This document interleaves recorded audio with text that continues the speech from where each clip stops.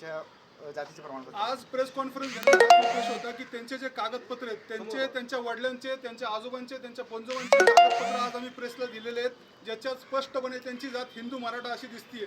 आणि ती जी जागा आहे महापौर पदाची ती ओबीसी साठी राखीव आहेत.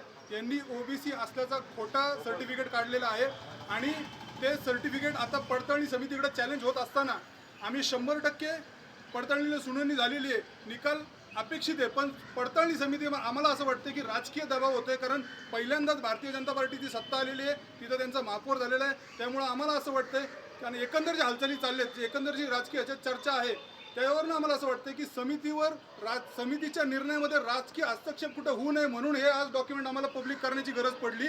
त्यामुळं आम्हाला असं वाटतं पिंपरी चिंचवडचे महापौर नितीन काळजे यांनी त्यांचा राजीनामा द्यावा. याविषयी तुम्ही कोर्टात जाणार का? जर 100% पडताळणी समितीवर जर दबाव आणत असतील राजकारणी लोक तर निर्णय समितीने जर आमच्या विरोध दिला आणि या कागदपत्रात जर तुम्ही शहानिशा केली तुम्हाला कळेल की अर्थात हे देऊ शकत नाही. पण जर त्यांनी निर्णय दिला तर 100% एका क्षणाचाही विलंब न करता आम्ही उच्च न्यायालयात दावा घेणार आहोत.